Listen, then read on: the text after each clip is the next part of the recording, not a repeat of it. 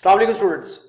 मैंने अपने last session के अंदर आप लोगों के पास कुछ calculations based on H plus ion concentration pH calculation की बेस पर कुछ न्यूमेरिकल सॉल्व किए थे। वही कनेक्शन दोबारा से रिकनेक्ट कर रहा हूं इस वीडियो में और आप लोगों के सामने थोड़ा सा आपको मतलब व्यू दिलवा दूं कि लास्ट वीडियो जो मैंने इक्विलिब्रियम केमिकल इक्विलिब्रियम वाले यूनिट की स्टॉप की थी वो यहाँ पर एक न्यूमेरिकल पर वाइंड अप किया था। इसी न्यूमेरिकल की बेस पर, क्योंकि इस यूनिट में से मोस्टली एग्जाम के अंदर न्यूमेरिकल क्वेश्चन ही आता तो हम लोग उसी को ही ज्यादा फोकस कर रहे हैं, प्लस कॉन्सेप्ट्स भी इसमें शामिल हैं।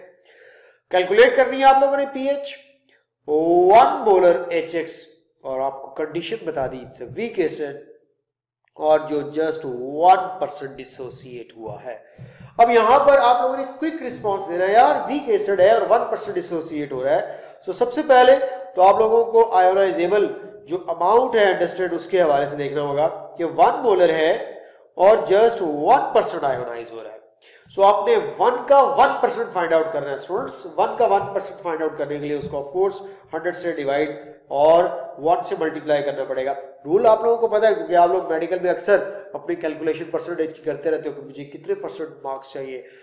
90% बनाना हो तो कितना, किसी एफएससी के मार्क्स का अगर आप लोगों ने 40% लेना है तो वो कैसे लेते हैं, 50% लेना है अगर आपने एफएससी के मार्क्स का वो कैसे लेते हैं, मैट्रिक के मार्क्स का क्या, मतलब वो सारी कैलकुलेशंस आप लोग जानते हैं। मुझे 1 का 1% चाहिए। 1 डिवाइड करूंगा मैं 100 के साथ और 1% लेने के लिए मल्टीप्लाई बाय 1 कर दूंगा। ऑफ कोर्स ये मेरे पास 0.01 आएगा। मैं कह सकता हूं कि 10⁻⁻² molar H plus ion produce होंगे अगर एक 1 मोलर कंसंट्रेशन का वीक एसिड जस्ट 1% आयोनाइज हो रहा है। ये 1% ऑफ 1 मोलर आप लोगों ने फाइंड आउट कर लिया 10⁻²। इट मींस दैट ये वो मोल्स हैं जो HX प्रोड्यूस कर रहा होगा। आइए जरा एक छोटी सी इक्वेशन लिखते हैं स्टूडेंट्स। देखिएगा अगर 10⁻, सिंपल सी बात है यार कि HX जब आयोनाइज होगा तो H प्लस आयन और X नेगेटिव आयन बनाएगा। इसका अगर बेटे 1 मोल होगा तो ऑफ कोर्स इसके 1 मोल बनेंगे, लेकिन उसने कंडीशन बता दिया कि ये 1 मोल का जस्ट 1% आयोनाइज होगा। तो इसका 1% अभी हम लोगों ने जो फाइंड आउट किया है वो किया है 0.01 और 10⁻²। तो बेटा ये H प्लस आयन कंसंट्रेशन है आप लोगों के पास 10⁻², क्योंकि जितने परसेंट उसने आयनाइजेशन शो कर दी उसी हिसाब से आप लोगों के पास H प्लस आयन कंसंट्रेशन होगी। तो नेगेटिव लॉग लेते हैं अगर आप 10⁻² का तो आपके पास आंसर क्या आता है 2। तो इस तरह आप लोगों ने पीएच कैलकुलेट कर लिया। अगर यहाँ पे आपसे पीओएच पूछता तो आप 14 में से 2 को सब्ट्रैक्ट कर देते तो 12 आपके पास पीओएच आ जाती। उम्मीद है आप लोगों को पता होगा। बेटा ये 1% बोल दे, 10% बोल दे, 50% बोल दे, आपने उसी के अकॉर्डिंगली इसको आयोनाइज कर देना है। देखिए अब नेक्स्ट क्वेश्चन वही है, 1 मोलर वीक एसिड है और 50% डिसोसिएट हुआ है। आप कहेंगे sir no not an issue, हमें पता है कि हमने क्या करना है। हम लोगों ने अब 1 मोलर का 50% फाइंड आउट करना है। फिर वही बात बेटे 1/100 इंटू 50। तो आप लोग इसको 50/100 भी कह सकते हैं, हर वे में आप लोग इसको सॉल्व कर सकते हैं। ये अब आप लोगों के पास 5/10 0.5। तो आपने कहा सर मेरे पास 0.5 molar H plus ion concentration आ रही है तो ऑफ कोर्स अब ये डाइबेसिक एसिड है। इसके अकॉर्डिंगली बात करें यहां पर अगर आप लोग पिछले क्वेश्चन में देखें तो ये HX था, बस ये चीज चेक कीजिएगा। यहां पर अब इस वक्त ये H2X है तो 2 मोल्स प्रोड्यूस हो रहे होंगे। 2 के अकॉर्डिंगली जितने परसेंट वो डिसोसिएट होकर जो कंसंट्रेशन बना रहा है वो मल्टीप्लाई हो जाएगी 2 के साथ। मेरे पास H प्लस आयन कंसंट्रेशन थी 0.5। अब क्योंकि ये डाइबेसिक एसिड है 2 mole of H plus ion produce करता है, उसी के अकॉर्डिंगली 0.5 का भी डबल करना पड़ेगा। तो 0.5 को भी 2 से मल्टीप्लाई किया और स्टूडेंट्स 0.5 अगर 2 से मल्टीप्लाई होता है तो ये 1 आ जाएगा और H प्लस आयन कंसंट्रेशन आप लोगों के पास 1। और जब आप नेगेटिव लॉग 1 लोगे तो ऑफ कोर्स लॉग 1 क्या होता है 0। तो यहां पर इस वक्त इस एसिड की कैलकुलेट किए जाने वाली पीएच आप लोगों के पास क्या आ रही होगी 0 आ रही होगी। ये है कैलकुलेशन बेस्ड और आप लोग अच्छे तरीके से जानते हैं एक वीक एसिड ने कितने परसेंट आयोनाइज होना है, ये कितने परसेंट आयोनाइज होना है, वो सारी की सारी आपकी कैलकुलेशंस की बेस पर जो है वो डिपेंड कर रहा है। अब कुछ बेस की तरफ चले जाए, कैलकुलेशन ऑफ द पीएच कुछ बेस के हवाले से भी याद रखिएगा। ऐसी स्पीशीज जो वाटर में आयोनाइज होने के बाद हाइड्रोक्सिल आयन प्रोड्यूस करती है, बेसिस कहलाती है। ये कॉन्सेप्ट है बेसिकली आरईएस का, जो हम लोग आगे चल के पढ़ रहे हैं। स्ट्रॉन्ग बेस 100% आयोनाइज हो जाती है लाइक NaOH और QH। अगर आप स्ट्रॉन्ग बेस की पीएच कैलकुलेट करने जा रहे हैं तो बहुत इजी काम होगा कि आप लोगों के पास एक इक्वेशन आप लोगों को पता होगी, पीएच एंड पीओएच, वो 14 के इक्वल होता है। सो अगर आप लोगों के पास एक स्ट्रॉन्ग बेस होगी तो 100% आयोनाइज हो जाएगी, उसके अकॉर्डिंगली आप पीएच कैलकुलेट करेंगे। एक एग्जांपल आपके सामने रख रहा हूं, कैलकुलेट कर दी है pH 0.01 molar NaOH। NaOH is a very strong base, you know, ये कंप्लीटली डिसोसिएट हो जाता है, और अगर ये डिसोसिएट होता है तो sodium ions and hydroxyl ion produce करेगा। 0.01 मोलर का मतलब है 10⁻²। सो अगर NaOH 10⁻² होगा तो उसके हाइड्रोक्सिल आयंस भी 10⁻² होंगे। आप लोगों ने यहां पर पहले पीओएच कैलकुलेट करनी होगी। पीओएच कैलकुलेट करने के लिए आप negative log of hydroxyl ion लोगे, ये आप लोगों के पास 10⁻² का नेगेटिव लॉग लेने पर 2 आया, पीओएच आई 2। पीएच कैलकुलेट करनी है, 14 में से पीओएच को सब्ट्रैक्ट कर दे तो पीएच आप लोगों के पास 14 - 2 = 12, इसका मैं पहले भी जिक्र कर चुका था। इसी तरह अब आपके पास एक वीक बेस इंट्रोड्यूस करवाया है मैंने। ये वीक बेस कौन सा है? कैल्शियम हाइड्रोक्साइड, और आपने पीएच कैलकुलेट कर रही है 10⁻³ मोलर। ये भी एक स्ट्रॉन्ग एसिड के तौर पर, स्ट्रॉन्ग बेस के तौर पर बेटे कंसीडर किया जा सकता है, बट यहां पे हम लोग इसको एक स्ट्रॉन्ग बेस के तौर पर कंसीडर करके 100% आयोनाइज की बेस पर बात कर रहे हैं। अगर मैं इसको वीक बेस कंसीडर करता हूं तो ऑफ कोर्स मैं ये कहूंगा कि मैंने इसको 1% या 2% या 10% या 50% या 70% आयोनाइज किया, तो उसके अकॉर्डिंगली आपको कैलकुलेशन भी चेंज करनी पड़ेगी। देखें, ये भी 100% डिसोसिएट करने की बेस पर अगर लिया जाए 10⁻³ मोलर, सो ये 10⁻³ molar calcium ion, but hydroxyl ion 2 × 10⁻³ हो गया। उम्मीद आप लोगों को पता चल गया होगा, क्योंकि ये एक डाई एसिडिक बेस है। एक डाई एसिडिक बेस ने 2 मोल ऑफ हाइड्रोक्सिल आयन बनाने होते हैं, जिस तरह एक monobasic acid 2 mole of H+ ion produce करता है। सो वही बात, नेगेटिव लॉग 2 × 10⁻³ लेने जा रहे हो, नेगेटिव लॉग 2 आपको पता है 0.3, और माइनस लिया है तो माइनस भी होगा, और नेगेटिव लॉग 10⁻³ का होता है 3। समअप किया, आंसर आया पीओएच का 2.7, और पीएच फाइंड आउट करने के लिए 14 में से जो वो पीओएच डिडक्ट कर दो तो ये 11.3 आ गया। तो बेटा इस तरह के कैलकुलेशन न्यूमेरिकल्स आप लोगों को पेपर में बहुत दफा देखने को मिलेंगे। वीक बेस की बात करता चला जाऊं, मैं जरा फास्टली इसलिए गो थ्रू कर रहा हूं कि मैंने न्यूमेरिकल्स पर बहुत डिटेल में आप लोगों से बात कर रही है, मैं उसको मजीद आगे स्पीडली बढ़ाना चाह रहा था। एक ऐसी स्पीशी जो लेस एक्सटेंट तक आयोनाइज हो, जस्ट 100% आयोनाइज हो और हाइड्रोक्सिल आयन प्रोड्यूस कर रही हो, वो वीक बेस कहलाएगी। लाइक अमोनियम हाइड्रोक्साइड बड़ी मशहूर वीक बेस है, और इस तरह मिथाइल जो है वो एमाइन, और ये जो हाइड्राजीन वगैरह ले ले, या आप लोग फिनाइल एमाइन या एनिलीन ले ले, ये सब वीक बेसिस है। हाँ यार, क्यों ना किसी नेक्स्ट वीडियो के अंदर आप लोगों को, हाँ मैं ऑर्गेनिक केमिस्ट्री में जब जाऊंगा ना कार्बोक्सिलिक एसिड्स वाले यूनिट के अंदर, तो वहां पे जाके आप लोगों को कंप्लीटली ये जज करना बताऊंगा कि एक वीक एसिड किसे कहेंगे, वीक बेस किसे कहेंगे, किस क्राइटेरिया की बेस पर आप ऑर्गेनिक एसिड्स और बेसिस में डिफरेंशिएशन कर सकते हैं रिगार्डिंग टू देयर स्ट्रेंथ। तो डेफिनेटली वो वहां पे मैं जरूर डिस्कस करूंगा, मेरे माइंड में है वो बात। अगर आप वीक बेस की पीएच कैलकुलेट करना चाहते हैं तो आपको उसी तरह पहले हाइड्रोक्सिल आयन के थ्रू पीएच कैलकुलेट करना पड़ेगी। सो पीएच कैलकुलेट करने के लिए आप लोगों के पास वही फॉर्मूला मौजूद है, उसी तरह आप लोग एक्सप्रेशन यूज करेंगे। हाँ अलबत्ता वीक एसिड के लिए अगर Ka रिक्वायर्ड होता है तो वीक बेस के लिए K भी रिक्वायर्ड होगा। जो कंडीशंस बेटे एसिड पर लगाई थी वही बेस पर लगाई होगी।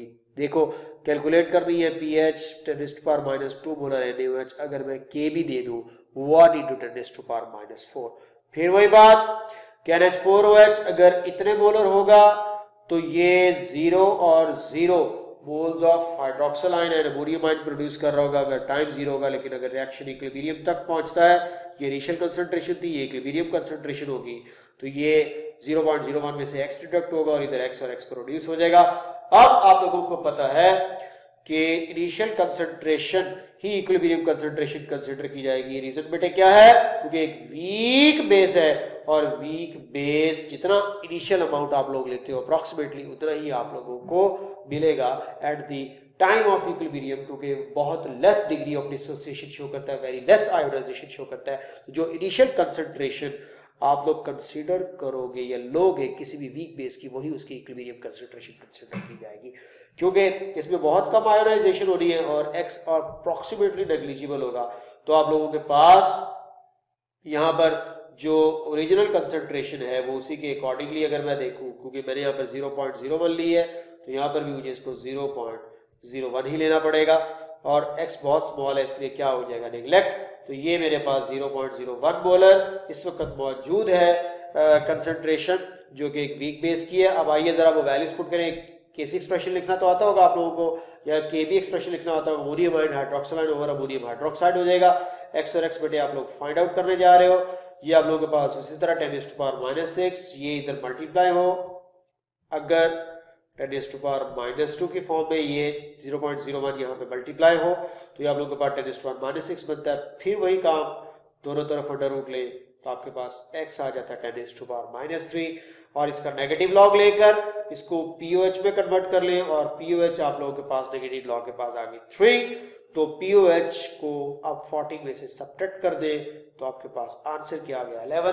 तो इसका मतलब क्या हुआ कि अगर तुम्हें किसी भी बेस वीक बेस का केबी वैल्यू दे दे और पीएच और हाइड्रोक्सिल आयन या H+ आयन कंसंट्रेशन कैलकुलेट करने के लिए दे दे तो कैलकुलेट कर देगा। आपको पता है बेटा इस वक्त अगर पीएच 11 आई है तो इसकी H+ आयन कंसंट्रेशन भी आपसे पूछी जा सकती है, वो 10⁻⁻11 होगी। इसी टाइप के आपको पेपर में क्वेश्चंस देखने को मिलेंगे, इसी को अच्छे तरीके से देखिएगा। ये बहुत इंपॉर्टेंट क्वेश्चन है, ये एफएससी की बुक की एक्सरसाइज में भी मौजूद है कि 1 molar ammonium hydroxide just 1% dissociate हुआ। आप कहेंगे सर बस अब दौड़ाते जाएं, हमें पता चल गया क्या करना है। वही बात 1 का 1% निकालना होगा, 1/100 ये आ गया आप लोगों के पास हाइड्रोक्सिल आयन की कंसंट्रेशन और हाइड्रोक्सिल आयन की कंसंट्रेशन का नेगेटिव लॉग लेने के बाद पीओएच आएगा और पीओएच को फिर 14 में से सब्ट्रैक्ट करके पीएच फाइंड आउट कर लेंगे। तो इस तरह आप लोगों के पास ये सारी कैलकुलेशंस थी। यूएचएस ने फिर वही टॉपिक दोबारा दे दिया। कितनी दफा कैलकुलेशंस करवाओ यार, आप लोगों को कर लोगे ना अब आप लोग इसको कैलकुलेट।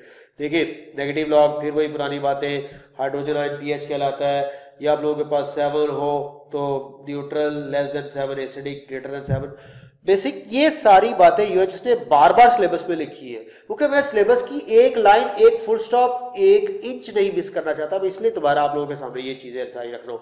और ये टर्म पीएच सोरेनसन ने इंट्रोड्यूस करवाई थी। ये है वो पीएच का एक छोटा सा स्केल और टेबल। यार पेपर में डायरेक्ट मटेरियल्स की पीएच पूछी जा चुकी है, टमाटरों की, पोटैटोओं की, पता नहीं किस चीज की पीएच पूछी जा चुकी है, सॉफ्ट ड्रिंक्स की, एसिड रेन की, ब्ला ब्ला ब्ला। इन सारी पीएच वैल्यूज को अगर रट्टा लगा लो यार तो बहुत अच्छी बात होगी, ना लगाओगे तो गंदी बात होगी। अब आपने साबित करना है कि आप अच्छे बच्चे हैं, ये गंदे बच्चे हैं। एनीहाउ ये लेवल वालों मैं जानता हूँ तुम लोगों से रट्टा नहीं लगने वाला, लेकिन यार कम से कम मशहूर चले मैं आप लोगों के लिए हेल्प करता हूँ। मजे की चीजों की तो पीएच याद रख लो। सो ये यहाँ पर अब इस वक्त मैं माइनस से भी स्टार्ट कर रहा हूँ। वैसे आप लोगों को पता है 25 डिग्री सेल्सियस लिया जाए तो ये रेंज 0 से लेकर 14 तक है, लेकिन बेटे ये रेंज आप एक्सटेंड भी कर सकते हैं along the variation of the temperature भी। Anyhow 0 pH 1 molar HCl, gastric juice की उससे कम, थोड़ी सी मतलब एसिडिक स्ट्रेंथ कम तो पीएच ज्यादा। और एक बात ये भी रख लीजिएगा पीएच का एसिडिक स्ट्रेंथ के साथ इनवर्स रिलेशनशिप है, और पीएच का इट मींस दैट कि बेसिक स्ट्रेंथ के साथ क्या रिलेशनशिप होगा, डायरेक्ट। इसका मतलब पीएच बढ़ने पर एसिडिक स्ट्रेंथ कम होगी, लेकिन पीएच बढ़ने पर बेसिक स्ट्रेंथ क्या होगी, ज्यादा।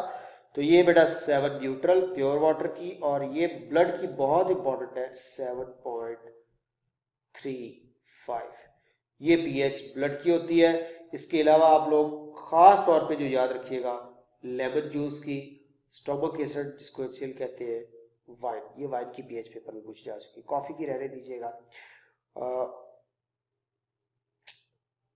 ये 1 मोलर है नेवज की देख लीजिएगा। यानी कि जो इंपॉर्टेंट आप लोगों को आती है पेपर में ज्यादातर वो बेटे मैंने मार्क कर दी, उनको अच्छे तरीके से देख लीजिएगा। और ये कलर्स के ऊपर भी इंडिकेटर्स वाले टॉपिक जो डम्स के सिलेबस में, उसमें मैं जरूर इसको एक्सप्लेन करूंगा। यूएचएस में नहीं है कि रेड कलर जो है वो एसिडिक को शो करता है और ब्लू कलर जो है वो बेसिक को शो कर रहा होता है। खैर ये टेबल वही जिसका भी मैंने जिक्र किया बेटा, ये मैंने ऐसा जिस तरह टेक्स्ट बुक से उठाया है। इस टेबल में आप लोग अच्छे तरीके से कुछ पीएच वैल्यूज जो है वो याद रख लीजिएगा, जो पेपर के अकॉर्डिंगली आ चुकी है वो मैं आपके सामने इस वक्त टिक कर रहा हूँ। वैसे तो सारा टेबल याद हो जाए तो बहुत ही अच्छी बात है। क्वेश्चन आया which one has highest pH. अभी मैंने आपको क्या बताया, पीएच देखिए पीएच होता है negative log of H plus ion concentration. जैसे जैसे H प्लस आयन कंसंट्रेशन बढ़ती चली जाएगी, ऑफ कोर्स इसका मतलब ये है कि उसकी पीएच वैल्यू क्या होती चली जाएगी, कम। पीएच वैल्यू का एसिडिक स्ट्रेंथ के साथ इनवर्स रिलेशनशिप है, जैसा कि आप लोग जानते हैं negative log H plus ion concentration का बच्चों कहलाता है पीएच। ऑलराइट, एक आपके पास H प्लस आयन कंसंट्रेशन है 10⁻⁻3, एक है 10⁻⁻6। बेटा ये लार्ज वैल्यू है, ये स्मॉल वैल्यू है। इसका नेगेटिव लॉग लोगे तो इसकी जो पीएच वैल्यू है वो आपके पास आएगी 3, इसका नेगेटिव लॉग लोगे तो वो जो पीएच वैल्यू है आपके पास आएगी 6। अब लो H प्लस आयन कंसंट्रेशन की बेस पर ये वीक एसिड होगा और इसकी हाई पीएच होगी। High H plus ion concentration की बेस पर हम लोग इसको ज्यादा एसिडिक कंसिडर करेंगे और इसकी पीएच क्या होगी, कम। तो ये आप लोग देख सकते हो यार, यहाँ पर मैंने आपके पास पीएच का एसिडिक स्ट्रेंथ के साथ इनवर्स रिलेशनशिप लिखा है। इस एमसीक्यू को सॉल्व करो, हाईएस्ट पीएच पूछी है और हाईएस्ट पीएच के लिए जरा फैसला कर दो आप लोगों ने, हाईएस्ट पीएच किसकी सिलेक्ट करनी है, वीक एसिड या स्ट्रॉन्ग एसिड। हाईएस्ट पीएच है, हाईएस्ट पीएच है, वीक एसिड सिलेक्ट करोगे। लोएस्ट पीएच है, स्ट्रॉन्ग एसिड सिलेक्ट करोगे। तो हाईएस्ट पीएच में एक बेटा option lemon juice, sulphuric acid, gastric juice है। चलो तो ये लेमन जूस का पता आप लोगों को, इसमें सिट्रिक एसिड होता है and you know citric acid is a weak acid, और गैस्ट्रिक जूस में HCl होता है, वो रिलेटिवली स्ट्रॉन्ग एसिड है। तो यहाँ पे सबसे हाईएस्ट पीएच के लिए मुझे लेमन जूस वाली ऑप्शन सेलेक्ट करनी है। लेमन जूस ही यहाँ पर बेटे करेक्ट ऑप्शन बनेगी। करेक्ट ऑप्शन है लेमन जूस। रीजन क्या है इस करेक्ट ऑप्शन लेमन जूस होने का, क्योंकि ये सबसे वीक एसिड और वीक एसिड को आप लोग यहाँ पे जो है वो ऑफ कोर्स प्रेफर कर रहे होंगे। आगे बढ़ते हैं जरा, नेक्स्ट क्वेश्चन है which will have highest pH. यार देखो आप खुद ऑप्शंस बता दो, highest pH mean weakest acid. ढूंढे HCl HNO, तो लेमन जूस देखा, टिक कर दिया। नहीं रुको यार, रुको एक मिनट, ये कास्टिक सोडा को तो गौर से देखो, ये अब एक बेस है और एक बेस की पीएच ऑफ कोर्स एसिड से भी ज्यादा होगी, 7 टू ऑनवर्ड बात कर रहे होंगे। तो यहां पर मेरे पास करेक्ट ऑप्शन आएगी NaOH। तो ये कॉमन क्वेश्चंस है जो पेपर में पूछे जाते हैं। नेक्स्ट देखिएगा, the most strongest acid will have. अब देखिए एक स्ट्रॉन्ग एसिड सिलेक्ट करना है, सबसे स्ट्रॉन्ग एसिड। पीएच स्केल हमारे सिलेबस में 0 से स्टार्ट होकर 40 तक जाता है। तो इनवर्स रिलेशनशिप की बेस पर सबसे स्ट्रॉन्ग एसिड के लिए आप लोगों का ऑफ कोर्स जो ध्यान अगर 0 पीएच पर जा रहा है तो वही ऑप्शन करेक्ट होगी। Strongest acid will have lowest pH, inverse relationship. तो इट मींस दैट कि चारों पीएच वैल्यूज में से सबसे लोएस्ट कौन सी बन रही है, 0। और अगर आपसे पूछता है कि हमें वीकेस्ट एसिड कौन सा, तो आप लोग ऑफ कोर्स 3 पीएच चूज करते हैं। जितनी एसिडिक स्ट्रेंथ बढ़ानी हो उतनी पीएच घटानी पड़ जाती है। नेक्स्ट क्वेश्चन है strongest base has pH.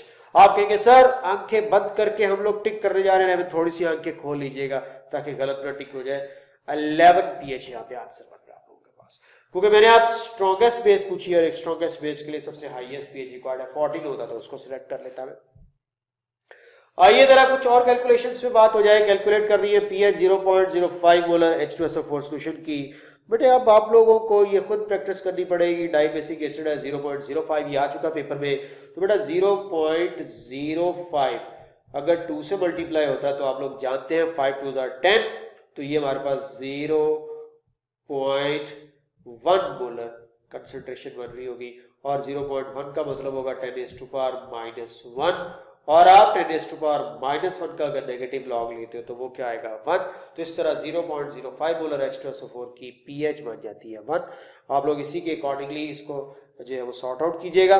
Next देखिएगा, हम लोग एक्सप्लेन करने जा रहे हैं कि जो मैं ऑलरेडी एक्सप्लेन कर चुका हूँ आप लोगों को लोरियन ब्रॉन्सन कॉन्सेप्ट में, कि एसिड की फाइंड आउट करने के लिए होता है एसिडिक स्ट्रेंथ के लिए, और इसका उसी तरह एक स्ट्रॉन्ग एसिड के लिए डायरेक्ट रिलेशनशिप होता है कि ए का जितना के वैल्यू ज्यादा होगी उतना एसिडिक स्ट्रेंथ ज्यादा होगी, क्योंकि जितनी H प्लस आयन की कंसंट्रेशन और उसके आयन की कंसंट्रेशन बढ़ेगी एसिडिक स्ट्रेंथ बढ़ती चली जाएगी। तो मोर द के value stronger will be the acidic strength. ये टॉपिक रिपीट हो रहा है, यूएचएस के सिलेबस में रिपीट हुआ है, तो इसलिए मुझे थोड़ा सा इसको रिव्यू में डालना पड़ा आप लोगों के लिए दोबारा से रिवाइज करवाने पर। तो के का एसिडिक स्ट्रेंथ के साथ डायरेक्ट रिलेशनशिप पढ़ाते हुए मैं नेक्स्ट स्लाइड की तरफ बढ़ना चाहूंगा। और नेक्स्ट स्लाइड उसी तरह वही कैलकुलेशन है एसिटिक एसिड के जो आप लोग पहले डिस्कस कर चुके हैं। तो क्यों ना अब थोड़ा सा नेक्स्ट टॉपिक की तरफ चले। कैलकुलेशंस बहुत ज्यादा हो चुकी है, इन सब चीजों को डिटेल में गौर करें। नेक्स्ट वीडियो के अंदर मैं कुछ और चीजें आपके साथ डिस्कस करना चाहता हूँ, तो काइंडली वॉच नेक्स्ट वीडियो।